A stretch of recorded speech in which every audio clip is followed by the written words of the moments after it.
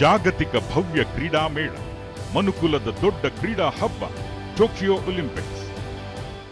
ಜಾಗತಿಕ ಭವ್ಯ ಕ್ರೀಡಾ ಮೇಳ ಒಲಿಂಪಿಕ್ಸ್ಗಾಗಿ ಜಪಾನ್ ದೇಶ ಸಂಪೂರ್ಣವಾಗಿ ಸಜ್ಜುಗೊಂಡಿದೆ. ಮನುಕುಲದ ದೊಡ್ಡ ಕ್ರೀಡಾ ಹಬ್ಬ ಎಂದೇ ಬಣ್ಣಿಸಲಾಗುವ ಒಲಿಂಪಿಕ್ಸ್ ಕ್ರೀಡಾಕೂಟ ರಾಜಧಾನಿ ಟೋಕಿಯೋದಲ್ಲಿ ಇನ್ನೇನು ಆರಂಭವಾಗಲಿದೆ. ಜುಲೈ 23ರಂದು ಭಾರತೀಯ ಕಾಲಮಾನ ಸಂಜೆ 4:30 ಗಂಟೆ ಹೊತ್ತಿಗೆ ಟೋಕಿಯೋದ ಒಲಿಂಪಿಕ್ಸ್ ಕ್ರೀಡಾಂಗಣದಲ್ಲಿ ಜಗತ್ತಿನ ಅತಿ ದೊಡ್ಡ ಕ್ರೀಡಾ ಮಹೋತ್ಸವಕ್ಕೆ ಅಧಿಕೃತ ಚಾಲನೆ ದೊರೆಯಲಿದೆ. ಆಗಸ್ಟ್ 8ರವರೆಗೆ ಈ ಕ್ರೀಡಾ ಮಹೋತ್ಸವ ಜರುಗಲಿದ್ದು, ವಿಶ್ವದಾದ್ಯಂತದಿಂದ ಕ್ರೀಡಾಪಟುಗಳು, ಕ್ರೀಡಾಭಿಮಾನಿಗಳನ್ನು ತನ್ನತ್ತ ಸೆರೆ ಹಿಡಿದುಕೊಳ್ಳಲಿರುವ ಒಲಿಂಪಿಕ್ಸ್ ಕೂಟ ಹಲವಾರು ಶ್ರೇಷ್ಠತೆಗಳನ್ನು ಹೊರಹೊಮ್ಮಿಸುವಲ್ಲಿ ಅಚ್ಚರಿ ಇಲ್ಲ. ಸಹಿಷ್ಣುತೆ ಹಾಗೂ ಸೌಹಾರ್ದದ ಮಹತ್ವ ಸಾರಲು, ಭ್ರಾತೃತ್ವದ ಹಾಗೂ ಮಾನವೀಯತೆಯ ಸಂದೇಶವನ್ನು ಮೊಳಗಿಸಲು ಜಗತ್ತಿನ ಶ್ರೇಷ್ಠಾನುಶ್ರೇಷ್ಠ ಕ್ರೀಡಾಪಟುಗಳನ್ನು ಒಂದೇ ವೇದಿಕೆಗೆ ಕರೆತರುವ ಒಲಿಂಪಿಕ್ಸ್ ಪ್ರತಿ ಬಾರಿಯೂ ತನ್ನದೇ ಆದ ವೈಶಿಷ್ಟ್ಯತೆ ಸಾರುವ ಮೂಲಕ ಇತಿಹಾಸದ ಪುಟಗಳಲ್ಲಿ ಅಚ್ಚಳಿಯದಂತಹ ಮುದ್ರೆಯನ್ನು ಒತ್ತುತ್ತಲೇ ಸಾಗಿದೆ. ಜಗತ್ತಿನ ಪ್ರತಿಯೊಬ್ಬ ಕ್ರೀಡಾಪಟುವಿನ ಬಹುತೇಕ ಆಸೆ ಒಲಿಂಪಿಕ್ಸ್ನಲ್ಲಿ ಪಾಲ್ಗೊಳ್ಳಬೇಕು ಎಂಬುದಾಗಿರುತ್ತದೆ. ಒಲಿಂಪಿಕ್ಸ್ನಲ್ಲಿ ಭಾಗವಹಿಸುವುದು ಮತ್ತು ಅಲ್ಲಿ ಪದಕ ಗಳಿಸುವುದು ಕ್ರೀಡಾಪಟುಗಳ ಜೀವನದಲ್ಲಿ ಒಂದು ಮಹತ್ತರ, ಉತ್ಕೃಷ್ಟ ಅನುಭವ, ಅತ್ಯುತ್ತಮ ಕ್ಷಣ ಎಂದು ಬಣ್ಣಿಸಲಾಗುತ್ತದೆ. ಅಂತಹ ಕನಸು ಹೊತ್ತ ಮತ್ತು ಜೀವನದ ಸಾರ್ಥಕತೆಯ ಕ್ಷಣಗಳನ್ನು ಕಣ್ತುಂಬಿಕೊಳ್ಳುವ ಸಂತೋಷದಿಂದ ಸಾವಿರಾರು ಕ್ರೀಡಾಪಟುಗಳು ಟೋಕಿಯೋಗೆ ಹಾರಿ ಬಂದಿದ್ದಾರೆ. ಈ ಬಾರಿಯ 29ನೇ ಒಲಿಂಪಿಕ್ಸ್ನಲ್ಲಿ 206 ದೇಶಗಳ 11,000ಕ್ಕೂ ಅಧಿಕ ಕ್ರೀಡಾಪಟುಗಳು ಭಾಗವಹಿಸುತ್ತಿದ್ದು, 33 ಕ್ರೀಡೆಗಳಿಂದ 339 ಸ್ಪರ್ಧೆಗಳಲ್ಲಿ ತಮ್ಮ ಸಾಮರ್ಥ್ಯ ಓರೆಗಲ್ಲಿಗೆ ಹಚ್ಚಲು ತುಡಿಯುತ್ತಿದ್ದಾರೆ. 2ನೇ ಬಾರಿಗೆ ಜಪಾನ್ ಒಲಿಂಪಿಕ್ಸ್ ಕೂಟವನ್ನು ಆಯೋಜಿಸುತ್ತಿರುವುದು ಮತ್ತೊಂದು ವಿಶೇಷತೆ. ಈ ಹಿಂದೆ 1964ರಲ್ಲಿ ಟೋಕಿಯೋದ ಮಹಾನಗರಿಯಲ್ಲಿ ಮೊದಲ ಬಾರಿಗೆ ಒಲಿಂಪಿಕ್ಸ್ ಜರುಗಿತ್ತು. ಆದರೆ ಈ ಬಾರಿ ವಿಭಿನ್ನ ವಾತಾವರಣದಲ್ಲಿ ಕ್ರೀಡಾಕೂಟ ನಡೆಯುತ್ತಿರುವುದರಿಂದ ಹಲವು ಮೊದಲುಗಳಿಗೆ ಸಾಕ್ಷಿಯಾಗಿ ನಿಲ್ಲಲಿದೆ. ಅಥೆನ್ಸ್ನಲ್ಲಿ 1896ರಲ್ಲಿ ನಡೆದ ಮೊದಲ ಕೂಟದಿಂದ ಹಿಡಿದು ಕಳೆದ 2016ರ ರಿಯೋ ಒಲಿಂಪಿಕ್ಸ್ ವರೆಗೂ ಈ ಕ್ರೀಡಾಕೂಟದ ಭವ್ಯವಾದ ಚರಿತ್ರೆಯ ಜೊತೆಗೆ ಹೆಚ್ಚೆಚ್ಚು ಸಾಧಿಸುವ, ಹೆಚ್ಚೆಚ್ಚು ಮೇಲಕ್ಕೇರುವ ಮಾನವನ ಪ್ರಯತ್ನಗಳನ್ನು ಕಾಣಬಹುದು. ಮೊದಲ ಒಲಿಂಪಿಕ್ಸ್ನಲ್ಲಿ ಕೇವಲ 13 ದೇಶಗಳಿಂದ 250 ಕ್ರೀಡಾಪಟುಗಳು ಮಾತ್ರ ಭಾಗವಹಿಸಿದ್ದರು. ಇವರೆಲ್ಲರೂ ಪುರುಷರೇ ಆಗಿದ್ದರು, ಏಕೆಂದರೆ ಆಗ ಮಹಿಳೆಯರಿಗೆ ಅವಕಾಶ ಇರಲಿಲ್ಲ. ಆದರೆ ಇಂದು ಪುರುಷರಿಗೆ ಸರಿಸಮನಾಗಿ ಮಹಿಳಾ ಕ್ರೀಡಾಪಟುಗಳು ಕೂಡ ಪ್ರದರ್ಶನ ನೀಡುವ ಜೊತೆಗೆ ಹಲವಾರು ಕ್ರೀಡಾ ವಿಭಾಗಗಳಲ್ಲಿ ದಾಖಲೆಗಳನ್ನು ಮುರಿಯುವ ಮೂಲಕ ಒಲಿಂಪಿಕ್ಸ್ಗೆ ಇನ್ನಷ್ಟು ಮೆರುಗು ತಂದುಕೊಟ್ಟಿದ್ದಾರೆ. ಮೊದಲ ವಿಶ್ವ ಯುದ್ಧದ ಪರಿಣಾಮವಾಗಿ 1916ರಲ್ಲಿ ಹಾಗೂ 2ನೇ ಮಹಾಯುದ್ಧದ ಹಿನ್ನೆಲೆಯಲ್ಲಿ 1940 ಮತ್ತು 1944ರಲ್ಲಿ ಒಲಿಂಪಿಕ್ಸ್ ನಡೆಯಲು ಸಾಧ್ಯವಾಗಲಿಲ್ಲ. ಈ 3 ಸಂದರ್ಭ ಬಿಟ್ಟರೆ ಈ ಜಾಗತಿಕ ಕ್ರೀಡಾ ಮೇಳ ಪ್ರತಿ 4 ವರ್ಷಗಳಿಗೊಮ್ಮೆ ಅಬಾಧಿತವಾಗಿ ನಡೆಯುತ್ತಲೇ ಬಂದಿದೆ. ಅಂದರೆ ಯುದ್ಧೇತರ ಕಾರಣದಿಂದಾಗಿ ಬಹುಶಃ ಮುಂದಕ್ಕೆ ಹೋದ ಒಲಿಂಪಿಕ್ಸ್ ಕೂಟ ಇದೊಂದೇ ಆಗಿದೆ. ಉಳಿದಂತೆ ಅಂತಾರಾಷ್ಟ್ರೀಯ ಒಲಿಂಪಿಕ್ ಸಮಿತಿ ಪ್ರತಿ ಬಾರಿಯ ಒಲಿಂಪಿಕ್ಸ್ ಕೂಟಗಳನ್ನು ವಿಶೇಷವಾಗಿ ಆಯೋಜಿಸುತ್ತಲೇ ಬಂದಿದ್ದು, ಆರೋಗ್ಯಕರ ಜೀವನಕ್ಕಾಗಿ ಕ್ರೀಡೆ ಬಹುಮುಖ್ಯ ಎಂಬ ಸಂದೇಶವನ್ನು ವಿಶ್ವದಾದ್ಯಂತ ಸಾರುತ್ತಲೇ ಬಂದಿದೆ. ಬೆಲ್ಜಿಯಂನ ಆಂಟ್ವರ್ಪ್ನಲ್ಲಿ ನಡೆದ 1920ರ ಕೂಟ ಹಾಗೂ ಪ್ಯಾರಿಸ್ನಲ್ಲಿ ನಡೆದ 1924ರ ಕೂಟಗಳು ಜಗತ್ತಿನ ಅತಿ ದೊಡ್ಡ ಕ್ರೀಡಾ ಮಹೋತ್ಸವ ಎನ್ನುವ ಖ್ಯಾತಿಯನ್ನು ಒಲಿಂಪಿಕ್ಸ್ಗೆ ತಂದುಕೊಟ್ಟವು. ಕ್ರೀಡಾಪಟುಗಳು ಶ್ರೇಷ್ಠ ಚಾಂಪಿಯನ್ ಆಗಿ ಹೊರಹೊಮ್ಮಲು ನಡೆಸುವ ಆರೋಗ್ಯಕರ ಸಮರ ಇದಾಗಿದೆ ಎಂದು ಈ ಕೂಟವನ್ನು ವ್ಯಾಖ್ಯಾನಿಸಬಹುದು. ಕೇವಲ ಗೆದ್ದವರಷ್ಟೇ ಅಲ್ಲ, ಸೋತವರ ಸಾಹಸ ಗಾಥೆಗಳು ಕೂಡ ಇಲ್ಲಿ ಸುವರ್ಣಾಕ್ಷರಗಳಲ್ಲಿ ಬರೆದಿಡಲ್ಪಡುತ್ತವೆ. ರೋಚಕ ಕಥೆಗಳು ಸೃಷ್ಟಿಯಾಗಿ ಅಚ್ಚಳಿಯದೆ ಉಳಿಯುತ್ತವೆ. ಅಂತೆಯೇ ಒಲಿಂಪಿಕ್ಸ್ ಎಂದಾಗ ಕ್ರೀಡಾಪಟುಗಳ ಜೀವನದ ಮಹೋನ್ನತ ಕ್ಷಣ ಎಂದೇ ಬಿಂಬಿಸಬಹುದು. ಮತ್ತೆ ಈ ಸಲದ ಟೋಕಿಯೋ ಒಲಿಂಪಿಕ್ಸ್ ಮೇಲೆ ದೃಷ್ಟಿ ಬೀರಿದರೆ ಹಿಂದೆಂದೂ ನಡೆಯದ ರೀತಿಯಲ್ಲಿ ಇದೊಂದು ವಿಭಿನ್ನ ತರದ ಕ್ರೀಡಾಕೂಟವಾಗಿ ಇತಿಹಾಸದ ಪುಟಗಳಲ್ಲಿ ಬರೆಯಲ್ಪಡುತ್ತದೆ. ಕಳೆದ ವರ್ಷವೇ ಅಂದರೆ 2020ರಲ್ಲೇ ಈ ಕ್ರೀಡಾಕೂಟ ಇದೇ ಸಮಯಕ್ಕೆ ನಡೆಯಬೇಕಿತ್ತು. ಆದರೆ ಇಡೀ ಮನುಕುಲವನ್ನೇ ಕಾಡಿದ ಕೊರೋನಾ ಸೋಂಕಿನ ಪರಿಣಾಮ ಅನಿವಾರ್ಯವಾಗಿ ಈಗ 2021ನೇ ಸಾಲಿಗೆ ಮುಂದೂಡಲ್ಪಟ್ಟಿತು. ಕೋವಿಡ್-19 ಸೃಷ್ಟಿಸಿರುವ ಆತಂಕದ ಸನ್ನಿವೇಶದಿಂದಾಗಿ ಈ ಸಲ ಕ್ರೀಡಾಪಟುಗಳು ಕೆಲವು ನಿರ್ಬಂಧಗಳ ನಡುವೆ ಸ್ಪರ್ಧಿಸಬೇಕಿದೆ. ಮುಖ್ಯವಾಗಿ ವೈಯಕ್ತಿಕ ಅಂತರ ಕಾಪಾಡಿಕೊಳ್ಳಬೇಕಾದುದು ಅನಿವಾರ್ಯ ಆಗಿರುವ ಹಿನ್ನೆಲೆಯಲ್ಲಿ ಕ್ರೀಡಾಗ್ರಾಮದಲ್ಲಿ ಸಾಮೂಹಿಕ ಸಂಭ್ರಮದ ವಾತಾವರಣ ಕಾಣುವುದು ಈ ಬಾರಿ ಅಪರೂಪ. ಮುಖ್ಯವಾಗಿ ಸ್ಪರ್ಧಿಗಳಿಗೆ ಉತ್ಸಾಹ ತುಂಬುವ, ಸ್ಫೂರ್ತಿದಾಯಕವಾಗಿ ನಿಲ್ಲುವ, ಅರ್ಥಾತ್ ತಮ್ಮ ನೆಚ್ಚಿನ ಕ್ರೀಡಾಪಟುವನ್ನು ಪ್ರತಿ ಕ್ಷಣವೂ ಹುರಿದುಂಬಿಸುವ ಪ್ರೇಕ್ಷಕರ ಕರತಾಡನ ಈ ಬಾರಿ ಕೇಳದಂತಾಗಿದೆ. ಯಾಕೆಂದ್ರೆ ಕ್ರೀಡಾಂಗಣದಲ್ಲಿ ಪ್ರೇಕ್ಷಕರಿಗೆ ಅವಕಾಶ ಇರುವುದಿಲ್ಲ. ಖಾಲಿ ಕ್ರೀಡಾಂಗಣಗಳಲ್ಲಿ ಸ್ಪರ್ಧೆಗಳು ಜರುಗಲಿವೆ. ಅಂದರೆ ಕ್ರೀಡೆಗಳು ನಡೆಯುತ್ತಿರುವ ವೇಳೆ ಸಂಭ್ರಮದ ವಾತಾವರಣ ಕಂಡುಬರುವುದಿಲ್ಲ. ಹಾಗಾಗಿ ಪ್ರತಿ ಹೆಜ್ಜೆಯಲ್ಲೂ ಬೆನ್ನು ತಟ್ಟಿ ಕ್ರೀಡಾಪಟುಗಳನ್ನು ಪ್ರೋತ್ಸಾಹ ನೀಡುವ ಅಭಿಮಾನಿಗಳ ಕೊರತೆ ಈ ಸಲದ ಒಲಿಂಪಿಕ್ಸ್ನಲ್ಲಿ ಎದ್ದು ಕಾಣಲಿದೆ. ಆದರೆ ಈ ಬಾರಿ ಕ್ರೀಡಾಪಟುಗಳೇ ಕ್ರೀಡಾಪಟುಗಳ ಅಭಿಮಾನಿಗಳು ಪ್ರೇಕ್ಷಕರಾಗಿ ನಿಲ್ಲಲಿದ್ದಾರೆ. ಹಾಗೆಯೇ ಪದಕ ಪ್ರದಾನ ಸಮಾರಂಭದ ವಿಚಾರ ಬಂದಾಗಲೂ ಹಲವು ನಿರ್ಬಂಧಗಳನ್ನು ಸಂಘಟನಾಕಾರರು ವಿಧಿಸಿದ್ದಾರೆ. ಗೆದ್ದ ಕ್ರೀಡಾಪಟುಗಳಿಗೆ ಪದಕ ಪ್ರದಾನ ಮಾಡುವ ಕಾರ್ಯಕ್ರಮದ ವೇಳೆ ಸ್ಯಾನಿಟೈಸ್ ಮಾಡಲಾಗುವ ಟ್ರೇನಲ್ಲಿ ಚಿನ್ನ, ಬೆಳ್ಳಿ ಮತ್ತು ಕಂಚಿನ ಪದಕಗಳನ್ನು ತರಲಾಗುತ್ತದೆ. ಆದರೆ ಈ ಸಂದರ್ಭದಲ್ಲಿ ಕ್ರೀಡಾಪಟುಗಳು ಗಣ್ಯರ ಎದುರು ಪದಕಕ್ಕಾಗಿ ಕೊರಳು ಒಡ್ಡುವ ಹಾಗಿಲ್ಲ. ಏಕೆಂದ್ರೆ ಕ್ರೀಡಾಪಟುಗಳೇ ಆ ಪದಕಗಳನ್ನು ಎತ್ತಿಕೊಂಡು ತಾವೇ ಕೊರಳಿಗೆ ಹಾಕಿಕೊಳ್ಳಬೇಕಾಗುತ್ತದೆ. ಕೊರೋನಾ ಸೋಂಕಿನ ಕಾರಣಕ್ಕಾಗಿ ಈ ಒಂದು ವಿಭಿನ್ನ ರೀತಿಯ ಬದಲಾವಣೆಯನ್ನು ಕೂಡ ಟೋಕಿಯೋ ಒಲಿಂಪಿಕ್ಸ್ನಲ್ಲಿ ಕಾಣಬಹುದಾಗಿದೆ. ಕಳೆದ 1 ವರ್ಷದಲ್ಲಿ ಕೊರೋನಾ ಸೃಷ್ಟಿಸಿದ ಆತಂಕದಿಂದಾಗಿ ಹಲವಾರು ಅತಿರಥ ಮಹಾರಥ ಕ್ರೀಡಾಪಟುಗಳು ಈ ಒಲಿಂಪಿಕ್ಸ್ನಲ್ಲಿ ಭಾಗವಹಿಸುವ ಮನಸ್ಸು ಮಾಡಿಲ್ಲ. ಕೊರೋನಾದಿಂದಾಗಿ ಅನೇಕ ದೇಶಗಳಲ್ಲಿ ಲಾಕ್ಡೌನ್ ಜಾರಿಗೆ ಬಂದ ಪರಿಣಾಮ ಅಲ್ಲಿನ ಕ್ರೀಡಾಪಟುಗಳಿಗೆ ಸ್ವದೇಶದಲ್ಲಾಗಲಿ ಅಥವಾ ಹೊರ ದೇಶಗಳಿಗೆ ಹೋಗಿ ತರಬೇತಿ ನಡೆಸಲು ಸಾಧ್ಯವಾಗಲಿಲ್ಲ. ಅಂದರೆ ಪೂರ್ಣ ಪ್ರಮಾಣದಲ್ಲಿ ಸಿದ್ಧತೆ ಮಾಡಿಕೊಳ್ಳುವ ಅವಕಾಶ ದೊರೆತಿಲ್ಲ. ಹಾಗಾಗಿ ಕೆಲ ಕ್ರೀಡೆಗಳಲ್ಲಿ ಕೆಲ ಖ್ಯಾತನಾಮರು ಪಾಲ್ಗೊಳ್ಳದೇ ಇರುವುದು ಕೊಂಚ ನಿರಾಶೆಗೂ ಕಾರಣವಾಗಿದೆ. ಟೆನ್ನಿಸ್ ಸ್ಪರ್ಧೆಯನ್ನೇ ತೆಗೆದುಕೊಂಡರೆ ವಿಶ್ವದ ದಿಗ್ಗಜರಾದ ಸ್ಪೇನಿನ ರಾಫೆಲ್ ನಡಾಲ್ ಮತ್ತು ಸ್ವಿಟ್ಜರ್ಲ್ಯಾಂಡಿನ ರಾಜರ್ ಫೆಡರರ್ ನಾನಾ ಕಾರಣಗಳಿಂದಾಗಿ ಭಾಗವಹಿಸುತ್ತಿಲ್ಲ. ವಿಶ್ವದ ನಂಬರ್ 1 ಆಟಗಾರ ನೋವಾಕ್ ಜೋಕೋವಿಚ್ ಕೂಡ ಗೊಂದಲದಲ್ಲಿದ್ದಾರೆ. ಇದೇ ರೀತಿಯಲ್ಲಿ ಹಲವಾರು ಕ್ರೀಡೆಗಳಲ್ಲಿ ಕೆಲ ಪ್ರಮುಖ ಆಟಗಾರರು ಒಲಿಂಪಿಕ್ಸ್ನಲ್ಲಿ ಭಾಗವಹಿಸುತ್ತಿಲ್ಲ. ಒಲಿಂಪಿಕ್ಸ್ ರಿಂಗ್ಗಳ ವೈಶಿಷ್ಟ್ಯತೆ. ಒಲಿಂಪಿಕ್ಸ್ನಲ್ಲಿ 5 ರಿಂಗುಗಳಲ್ಲೂ ವೈಶಿಷ್ಟ್ಯತೆ ಅಡಗಿದೆ. ಇವು 5 ಖಂಡಗಳನ್ನು ಪ್ರತಿನಿಧಿಸುತ್ತವೆ. ಆಧುನಿಕ ಒಲಿಂಪಿಕ್ಸ್ ಪಿತಾಮಹ ಫ್ರಾನ್ಸ್ನ ಪಿಯರ್ ಡಿ ಕೌಬರ್ಟನ್ 1913ರಲ್ಲಿ ಈ 5 ರಿಂಗುಗಳುಳ್ಳ ಒಲಿಂಪಿಕ್ಸ್ ಧ್ವಜವನ್ನು ವಿನ್ಯಾಸಗೊಳಿಸಿದರು. ಒಲಿಂಪಿಕ್ಸ್ನಲ್ಲಿ ಭಾಗವಹಿಸುವ ಪ್ರತಿ ದೇಶದ ರಾಷ್ಟ್ರಧ್ವಜವು ಈ ರಿಂಗ್ಗಳ ಒಂದಾದರೂ ಬಣ್ಣವನ್ನು ಒಳಗೊಂಡಿರುವುದು ಇದರ ವಿಶೇಷತೆಯಾಗಿದೆ. ಒಲಿಂಪಿಕ್ಸ್ನಲ್ಲಿ ಭಾರತದ ನಿರೀಕ್ಷೆ. ಭಾರತದ ಕ್ರೀಡಾಪಟುಗಳು ಹಲವು ಸವಾಲುಗಳ ನಡುವೆಯೂ ದೇಶದ ಕೀರ್ತಿ ಪತಾಕೆ ಹಾರಿಸಲು ಈಗಾಗಲೇ ಟೋಕಿಯೋ ಕ್ರೀಡಾಗ್ರಾಮ ತಲುಪಿದ್ದು ಈ ಬಾರಿಯೂ ಪದಕದ ಹೆಚ್ಚಿನ ಭರವಸೆ ಮೂಡಿಸಿದ್ದಾರೆ. ಈ ಬಾರಿ ಅತಿ ಹೆಚ್ಚು ಅಂದರೆ 127 ಅಥ್ಲೀಟ್ಗಳು ಒಲಿಂಪಿಕ್ಸ್ನಲ್ಲಿ ಭಾರತ ತಂಡವನ್ನು ಪ್ರತಿನಿಧಿಸುತ್ತಿರುವುದು ಹೆಮ್ಮೆಯ ವಿಚಾರ. ಏಕೆಂದರೆ ಈ ಸಂಖ್ಯೆ ಇದುವರೆಗಿನ ದಾಖಲೆಯಾಗಿದೆ. ಅವರು ನಾನಾ ಕ್ರೀಡೆಗಳ 85 ಪದಕಗಳ ವಿಭಾಗಗಳಲ್ಲಿ ಸ್ಪರ್ಧಿಸಲಿದ್ದಾರೆ. ಈ ಮುನ್ನ 117 ಅಥ್ಲೀಟ್ಗಳು ಭಾಗವಹಿಸಿದ್ದೆ ಭಾರತದ ಪರ ಹೆಚ್ಚಿನ ಸಂಖ್ಯೆಯ ಸಾಧನೆಯಾಗಿತ್ತು.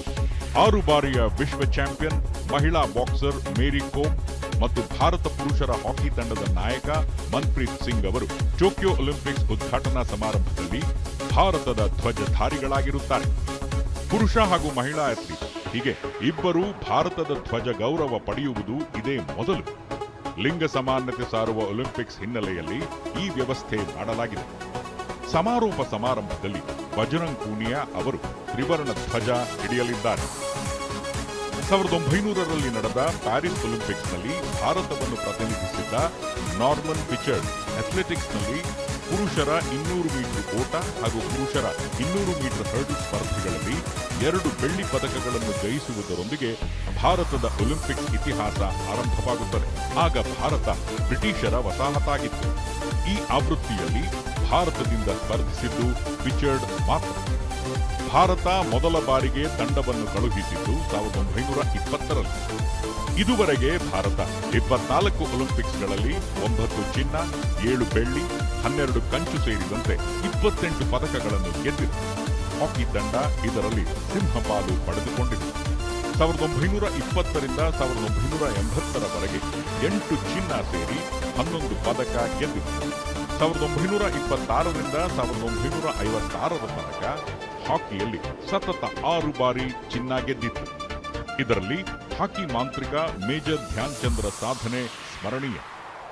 ಉಳಿದಂತೆ ಶೂಟಿಂಗ್ನಲ್ಲಿ 4, ಅಥ್ಲೆಟಿಕ್ಸ್ನಲ್ಲಿ 2, ಕುಸ್ತಿಯಲ್ಲಿ 5, ಬ್ಯಾಡ್ಮಿಂಟನ್ನಲ್ಲಿ 2, ಬಾಕ್ಸಿಂಗ್ನಲ್ಲಿ 2, ಟೆನ್ನಿಸ್ನಲ್ಲಿ 1, ವೆಯ್ಟ್ ಲಿಫ್ಟಿಂಗ್ನಲ್ಲಿ 1 ಪದಕಗಳು ಬಂದಿವೆ.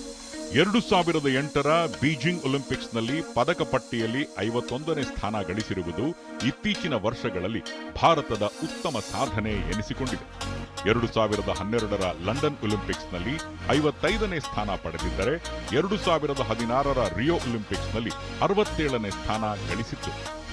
ಈ ಬಾರಿ ಬ್ಯಾಡ್ಮಿಂಟನ್ ಆಟಗಾರ್ತಿ ಪಿವಿ ಸಿಂಧು, ಜಾವ್ಲಿನ್ ಎಸೆತಗಾರ ನೀರಜ್ ಚೋಪ್ರಾ, ಕುಸ್ತಿಪಟುಗಳಾದ ಬಜರಂಗ್ ಪೂನಿಯಾ, ವಿನೇಶ್ ಫೋಗಾಟ್, ಬಾಕ್ಸರ್ಗಳಾದ ಎಂ ಮೇರಿಕೋಮ್, ಅಮಿತ್ ಪಂಘಾಲ್, ಶೂಟರ್ಗಳಾದ ಮನು ಬಾಕರ್, ಸೌರಭ್ ಚೌಧರಿ, ವೆಯ್ಟ್ ಲಿಫ್ಟರ್ ಮೀರಾಬಾಯಿ ಚಾನು ಹಾಗೂ ಪುರುಷರ ಮತ್ತು ಮಹಿಳೆಯರ ಹಾಕಿ ತಂಡಗಳ ಆಟಗಾರರು ಪದಕದ ಭರವಸೆ ಮೂಡಿಸಿದ್ದಾರೆ.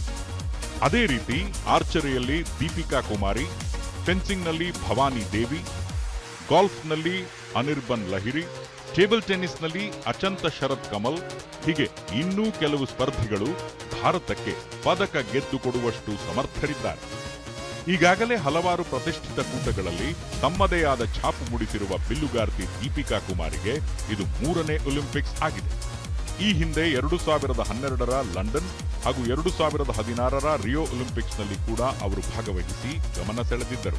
ಹಾಗಾಗಿ ಅವರ ಮೇಲೆ ಈ ಬಾರಿ ನಿರೀಕ್ಷೆ ಗರಿಗೆದರಿದೆ ಅಂತಲೇ ಹೇಳಬಹುದು.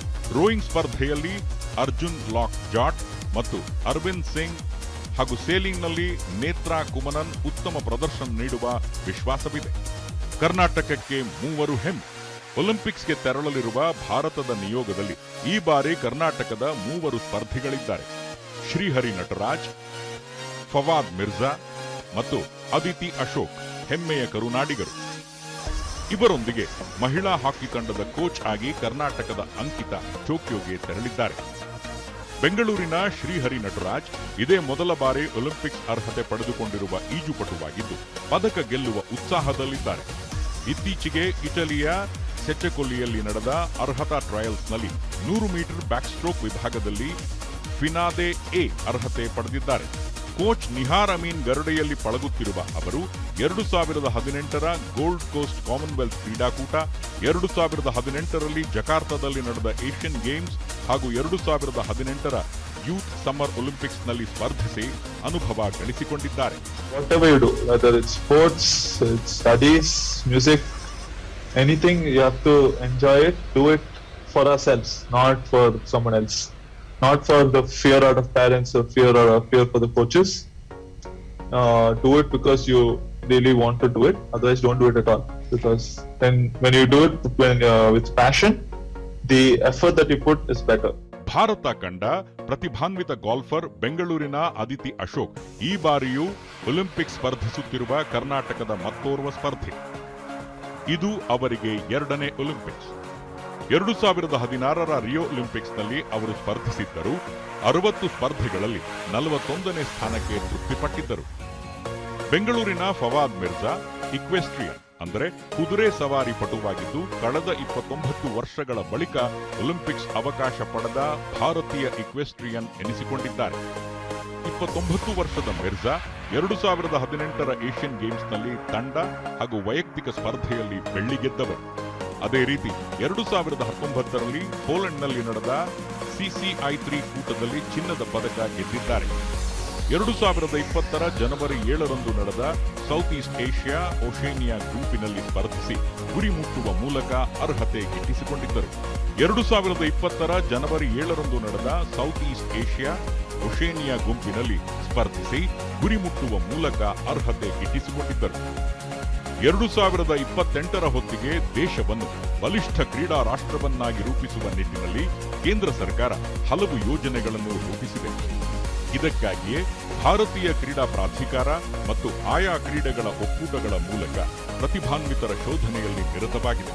ಒಟ್ಟಾರೆಯಾಗಿ ಒಲಿಂಪಿಕ್ಸ್ನಲ್ಲಿ ಉತ್ತಮ ಪ್ರದರ್ಶನದ ಜೊತೆ ಹೆಚ್ಚು ಪದಕಗಳನ್ನು ಗೆದ್ದು ಬರುವ ಮಹದಾಸೆಯೊಂದಿಗೆ ಟೋಕಿಯೋಗೆ ಹಾರಿರುವ ಭಾರತೀಯ ಕ್ರೀಡಾಪಟುಗಳು ತವರಿನ ಕೀರ್ತಿ ಪತಾಕೆ ಹಾರಿಸಿ ಬರಲಿ ಎಂಬುದು ಅಭಿಮಾನಿಗಳ ಹಾರೈಕೆಯಾಗಿದೆ.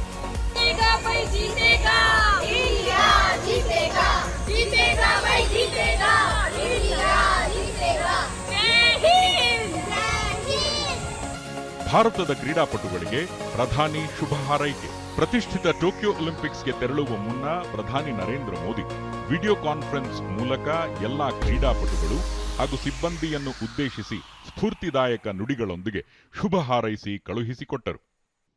देश ने खेलो इंडिया और फिट इंडिया जैसे अभियान चलाकर मिशन मोड में सही स्ट्रेटेजी से काम किया, तो परिणाम भी आप देख रहे हैं. पहली बार इतनी बड़ी संख्या में खिलाड़ियों ने ओलंपिक के लिए क्वालिफाई किया है. पहली बार इतने ज्यादा खेलों में भारत के खिलाड़ी हिस्सा ले रहे हैं. ಈ ಸಂದರ್ಭದಲ್ಲಿ ಪ್ರಧಾನಿಯವರು ನಿರೀಕ್ಷೆಗಳ ಕುರಿತು ತಲೆಕೆಡಿಸಿಕೊಳ್ಳದೆ ಸಾಧ್ಯವಾದಷ್ಟು ಶ್ರೇಷ್ಠ ಸಾಮರ್ಥ್ಯ ಹೊರಹೊಮ್ಮಿಸುವತ್ತ ಚಿತ್ತ ಹರಿಸಿ ಎಂದು ಅಥ್ಲೀಟ್ಗಳಿಗೆ ಕಿವಿಮಾತು ಹೇಳಿದರು. मेरा फेवरेट पंचेस तो ये मेरा स्ट्रांड साउथ पोल है, तो मेरा सबसे फेवरेट है सर. तो इसमें कोई भी लोग को मिस नहीं कर पाते हैं. लगना ही तो लगना ही है बस. अभी ओलंपिक्स है तो तैयारी कर रही हूँ, तो ऑब्वियसली थोड़ा डाइट कंट्रोल तो करूंगी. तो आइसक्रीम उतना नहीं खाती हूँ सर, बस कभी कभी खाती हूँ. मैं 5-6 साल खेला, उसके बाद मुझे भारतीय सेना ने ज्वाइन करने के लिए बोला, तो मुझे काफी खुशी हुई. फिर मैंने भारतीय सेना को ज्वाइन किया और उसके बाद से मैं अपना गेम में फोकस कर रहा हूँ. और भारतीय सेना मुझे जितनी फैसिलिटी और जो मुझे चाहिए और जो भारत सरकार सब कुछ मुझे प्रोवाइड कर रहे हैं, और मैं अपना पूरा मन लगा के मेहनत कर रहा हूँ. आप सब जीतने के लिए प्रैक्टिस कर रहे हैं. आप सबको देखकर, आपकी इस ऊर्जा को देखकर कोई संदेह बचता भी नहीं है. आपको और देश के युवाओं का जोश देखकर ये कह सकता हूं कि वो दिन दूर नहीं जब जीतना ही न्यू इंडिया की आदत बन जाएगी. और अभी तो ये शुरुआत है. आप टोक्यो जाकर जब देश का परचम लहराएंगे तो उसी पूरी दुनिया देखेगी. हाँ, आज जरूर याद रखना है कि जीतने का प्रेशर लेकर नहीं खेलना है. अपने दिल दिमाग को बस एक ही बात कहिए कि मुझे अपना बेस्ट परफॉर्म करना है. ಒಲಿಂಪಿಕ್ಸ್ ಕ್ರೀಡಾಕೂಟದಲ್ಲಿ ಭಾಗವಹಿಸಲು ತೆರಳುತ್ತಿದ್ದ 88 ಸದಸ್ಯರ ಮೊದಲ ತಂಡಕ್ಕೆ ಕೇಂದ್ರ ಕ್ರೀಡಾ ಸಚಿವ ಅನುರಾಗ್ ಠಾಕೂರ್ ಹಾಗೂ ಕ್ರೀಡಾ ಖಾತೆ ರಾಜ್ಯ ಸಚಿವ ನಿಸಿತ್ ಪ್ರಾಮಾಣಿಕ್ ಔಪಚಾರಿಕವಾಗಿ ಬೀಳ್ಕೊಟ್ಟರು. ದೆಹಲಿಯ ಇಂದಿರಾ ಗಾಂಧಿ ಅಂತಾರಾಷ್ಟ್ರೀಯ ಕ್ರೀಡಾಂಗಣದಲ್ಲಿ ನಡೆದಿದ್ದ ಸರಳ ಸಮಾರಂಭದಲ್ಲಿ ಕ್ರೀಡಾಪಟುಗಳಿಗೆ ಶುಭ ಹಾರೈಸಿ ಕಳುಹಿಸಿಕೊಡಲಾಯಿತು. ಈ ಸಂದರ್ಭದಲ್ಲಿ ಕ್ರೀಡಾ ಸಚಿವ ಅನುರಾಗ್ ಠಾಕೂರ್ ಒಲಿಂಪಿಕ್ಸ್ನಲ್ಲಿ ಭಾರತವನ್ನು ಪ್ರತಿನಿಧಿಸುವ ಕ್ರೀಡಾಪಟುಗಳೊಂದಿಗೆ 135 ಕೋಟಿ ಭಾರತೀಯರ ಹಾರೈಕೆ ಮತ್ತು ಶುಭಾಶಯಗಳಿವೆ. ಕ್ರೀಡಾಪಟುಗಳು ದೇಶವೇ ಹೆಮ್ಮೆ ಪಡುವಂತಹ ಪ್ರದರ್ಶನ ನೀಡಲಿದ್ದಾರೆ ಎಂಬ ವಿಶ್ವಾಸ ತಮಗಿದೆ ಎಂದು ನುಡಿದಿದ್ದರು. How's the Josh? How's the Josh? That should be the spirit. That should be the spirit of Indian athletes. You are representing India. There are 135 crore Indians. Their good wishes are with you, and I'm sure you all are going to make us proud. जब आप भारत का प्रतिनिधित्व करने Tokyo Olympics में जा रहे हैं, ये बहुत अहम पल ना केवल आपकी जिंदगी का है, ये पूरे देश के लिए एक बहुत बड़ा पल है. ये आपके अनुशासन, आपकी मेहनत, आपकी कार्यनिष्ठा के कारण हो पाया है. This happened because of your discipline, dedication, and determination. And that is why you are here representing the Team India. You are representing the country. And I am sure when you are going to be on the field, when you are going to participate in the tournaments, you will be there with your full energy, full determination. Tokyo ಒಲಿಂಪಿಕ್ಸ್ನಲ್ಲಿ ಭಾಗವಹಿಸಿರುವ ಭಾರತೀಯ ಅಥ್ಲೀಟ್ಗಳನ್ನು ಹುರಿದುಂಬಿಸುವ ನಿಟ್ಟಿನಲ್ಲಿ ಪ್ರೇರಣಾ ಗೀತೆಯನ್ನು ರಚಿಸಲಾಗಿದೆ. Cheer for India Hindustani ಶೀರ್ಷಿಕೆಯ ಈ ಗೀತೆಗೆ ಗ್ರಾಮಿ ಪ್ರಶಸ್ತಿ ವಿಜೇತ ಸಂಗೀತ ನಿರ್ದೇಶಕ KR ರೆಹಮಾನ್ ಹಾಗೂ ಯುವ ಗಾಯಕರಾದ ಅನನ್ಯ ಬಿರ್ಲಾ ಧ್ವನಿಯಾಗಿದ್ದಾರೆ. तीर की तरह तू चल चूके ना निशाना, तीर की तरह तू चल चूके ना निशाना, लक्ष्य तेरा सामने है जीत के है आना, लक्ष्य तेरा सामने है जीत के है आना, तीर की तरह तू चल चूके ना निशाना, तीर की तरह तू चल चूके ना निशाना, लक्ष्य तेरा सामने है जीत के है आना. ಒಟ್ಟಾರೆಯಾಗಿ ಕ್ರೀಡಾಕೂಟದ ಆತಿಥ್ಯ ವಹಿಸಿರುವ ಜಪಾನ್ ಪಾಲಿಗೆ ಜಾಗತಿಕ ಮಹಾಮಾರಿ ಕೋವಿಡ್ ಸಾಂಕ್ರಾಮಿಕದ ನಡುವೆ ಇದೊಂದು ಸವಾಲಿನ ಒಲಿಂಪಿಕ್ಸ್ ಕೂಟವಾಗಿದೆ. ಕೊರೋನಾದ ಕರಿನೆರಳು ಸ್ಪರ್ಧೆಗಳ ಮೇಲೆ ಯಾವುದೇ ರೀತಿಯ ಪರಿಣಾಮ ಆಗದಂತೆ ಜಪಾನ್ ಅಗತ್ಯ ವ್ಯವಸ್ಥೆ ಮಾಡಿಕೊಂಡಿದೆ. ಆದಾಗ್ಯೂ ಕೂಡ ಕೊರೋನಾ ಸೋಂಕಿನ ಸಂದಿಗ್ಧತೆ ನಡುವೆಯೂ ವಿಶ್ವದ ದೊಡ್ಡ ಕ್ರೀಡಾ ಮಹೋತ್ಸವವನ್ನು ಯಶಸ್ವಿಯಾಗಿ ನಡೆಸಿಕೊಡಲು ಹಠತೊಟ್ಟು ನಿಂತಿರುವ ಜಪಾನ್ ಸರ್ಕಾರ ಮತ್ತು ಆ ದೇಶದ ಕ್ರೀಡಾ ಸಂಘಟನೆಗಳು ಒಲಿಂಪಿಕ್ಸ್ ಮೇಲೆ ಯಾವುದೇ ರೀತಿಯ ಕಪ್ಪು ಚುಕ್ಕೆ ತಗುಲದಂತೆ ಅತ್ಯಂತ ಮುನ್ನೆಚ್ಚರಿಕೆ ವಹಿಸಿವೆ. ಜಪಾನ್ ದೇಶದಲ್ಲೂ ಕೋವಿಡ್ನ ಭಯ ಇರುವ ಕಾರಣಕ್ಕಾಗಿಯೇ ಟೋಕಿಯೋದಲ್ಲಿ ಕಳೆದ ಜುಲೈ 11ರಿಂದಲೇ ಕೋವಿಡ್ ತುರ್ತು ಸ್ಥಿತಿ ಹೇರಲಾಗಿದೆ. ಕ್ರೀಡೆಗಳು ನಡೆಯುವ ವೇಳೆಯೂ ನಿರ್ಬಂಧಗಳು ಮುಂದುವರಿಯಲಿವೆ. ಏನೇ ಆಗಲಿ ಈಗಿನ ಯಾತನಾಮಯವಾದ ಸನ್ನಿವೇಶದಲ್ಲೂ ತಂಗಾಳಿಯನ್ನು ಬೀಸಲು ಹೊರಟಿರುವ Tokyo Olympics United by emotions ಅಂದರೆ ಭಾವನಾತ್ಮಕವಾಗಿ ಒಗ್ಗೂಡು ಎಂಬ ಧ್ಯೇಯ ವಾಕ್ಯದೊಂದಿಗೆ ಝಗಮಗಿಸಲು ಸಜ್ಜಾಗಿದೆ. ಈ ಹಿಂದಿನ ಒಲಿಂಪಿಕ್ಸ್ ಕೂಟಗಳಿಗಿಂತಲೂ ಈ ಬಾರಿ ವಿಭಿನ್ನವಾಗಿ ನಡೆಯುತ್ತಿರುವ ಈ ಜಾಗತಿಕ ಕ್ರೀಡಾ ಮೇಳ ಕೊರೋನಾ ಸಾಂಕ್ರಾಮಿಕದ ನೋವನ್ನು ಮರೆಸಲಿ, ಅವಿಸ್ಮರಣೀಯವಾಗಿ ಮನದಲ್ಲಿ ಉಳಿಯುವಂತಾಗಲಿ ಎಂದು ಹಾರೈಸೋಣ.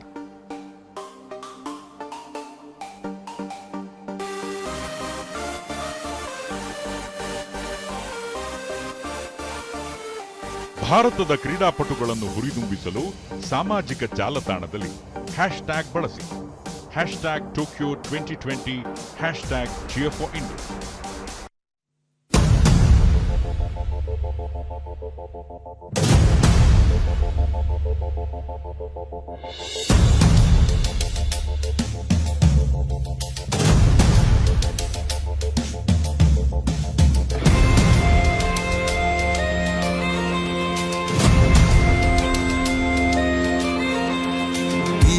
तरह तू चल चूके ना निशाना, तीर की तरह तू चल चूके ना निशाना, लक्ष्य तेरा सामने है जीत के है आना, लक्ष्य तेरा सामने है जीत के है आना, तीर की तरह तू चल चूके ना निशाना, तीर की तरह तू चल चूके ना निशाना, लक्ष्य तेरा सामने है जीत के है आना.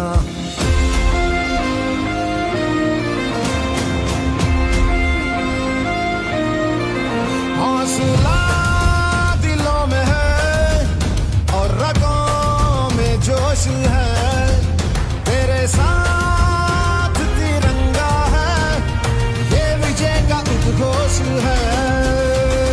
तू ठान ले, तू ठान ले, तू ठान ले, तू ठान ले, अब जीत को अंजाम दे. की तरह तू चल चूके ना निशाना, तीर की तरह तू चल चूके ना निशाना, लक्ष्य तेरा सामने है जीत के है आना, लक्ष्य तेरा सामने है जीत के है आना.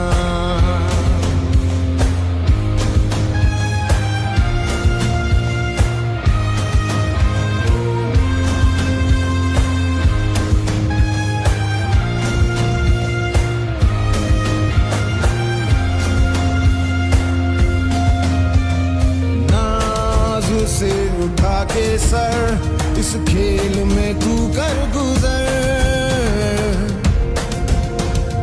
हिंदुस्तान पुकारे, तू छू ले जाके शिखर,